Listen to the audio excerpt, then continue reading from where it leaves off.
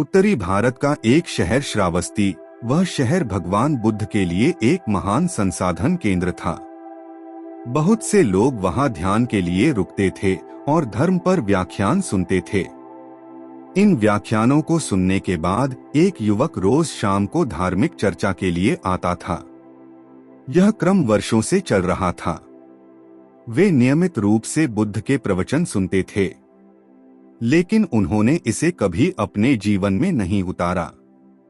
कुछ वर्षों के बाद एक बार यह युवक व्याख्यान के लिए सब लोगों से पहले आया।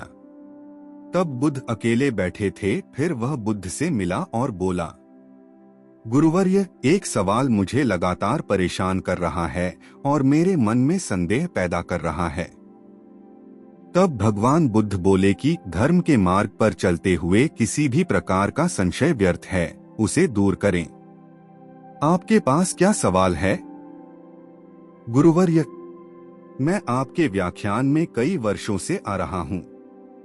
मैं देखता हूँ कि हमारे आसपास अनेक साधु, भिक्षुणियां और बड़ी संख्या में सामान्य सांसारिक स्त्री पुरुष आते हैं। मैं उन्हें सालों से देख रहा हूँ। कुछ साधक ने इस रास्ते पर बहुत प्रगति की है।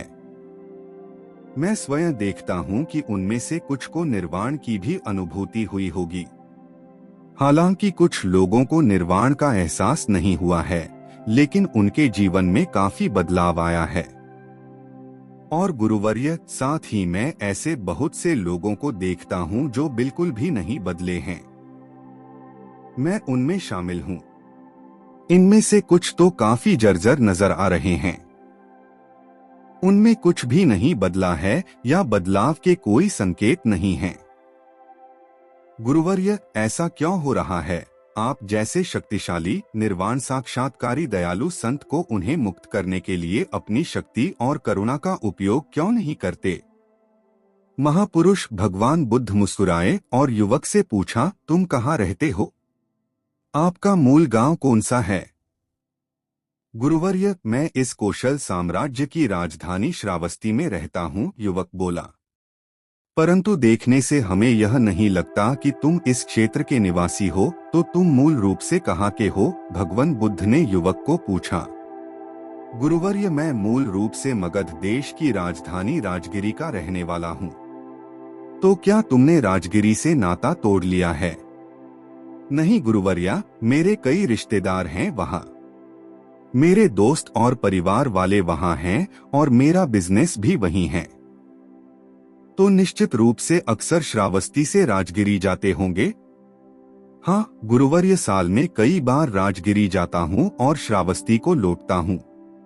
कई बार एक ही रास्ते से जाकर आपको इस रास्ते का सब ज्ञान होगा और आप यहाँ से राजगिरी का रास्ता अच्छी तरह जानते होंगे।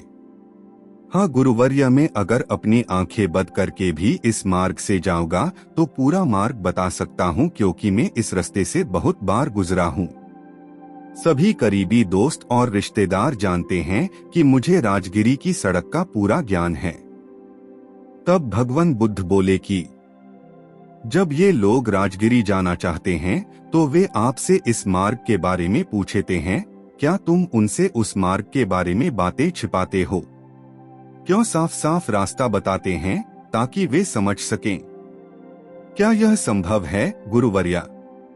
मैं उसे स्पष्ट रूप से समझाता हूँ कि पूर्व की ओर चलना शुरू किया और गया पहुँचने के लिए आगे बढ़े, और यह भी कि आप बहुत ही सरल और समझने योग्य शब्दों में राजगिरी जाएंगे।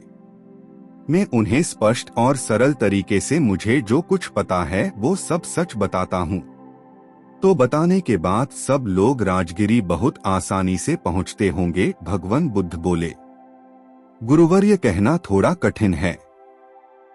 जो लोग आदि से अंत तक इस मार्ग का अनुसरण करते हैं, जैसा कि मैंने उन्हें बताया है, वे राजगिरी तक पहुंच सकते हैं। यही मैं आपको बताना चाहता हूं युवा सज्जन। मेरे पास बहुत से लोग आते हैं क्योंकि मैं यहाँ से निर्वाण को गया हूँ। मैं मार्ग को भली भांति जानता हूँ। मुझसे पूछा जाता है कि निर्वाण और मुक्ति तक पहुँचने का मार्ग क्या है, तो उनसे क्या छुपाना है? मैं उन्हें स्पष्ट रूप से कहता हूँ, यही तरीका है। अगर कोई सिर्फ अपना सिर हिलाता है और कहता है बढ़िया, बहुत अच्छा, बहुत ही फायदेमंद तरीका, बहुत बढ़िया तरीका, लेकिन मैं उस पर एक कदम भी नहीं चलूंगा, इस पर चलने में परेशानी नहीं होगी, तो ऐसे लोग इस लक्ष्य को कैसे प्राप्त कर सकते हैं? मैं इस अंतिम लक्ष्य तक किसी को अपने कंधों पर नहीं ले जा सकता, कोई किसी को अपने कंधों पर उठाकर अंतिम लक्ष्य तक नहीं ले जा सकता। बड़े प्रेम और करुणा से कोई कह सकता है, हाँ यही मार्ग है, और इस प्रकार मैं इस पथ पर चला, आप भी इस पथ पर चलिए। इसका पालन करें और आप निश्चित रूप से अंतिम लक्ष्य तक पहुंच जाएंगे। प्रत्येक मनुष्य को इस मार्ग पर स्वयं चलना चाहिए, एक कदम उठाना चाहिए।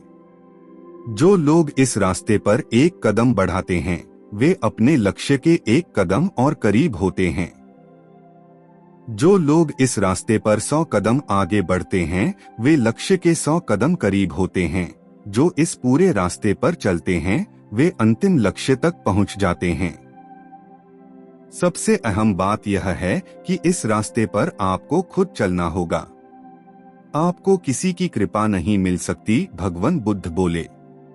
पीड़ा का स्रोत हमारे भीतर है, सबके भीतर है।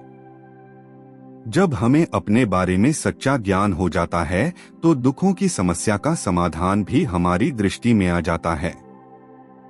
इसलिए सभी ऋषिमुनि हमें स्वयं को समझने की सलाह देते हैं।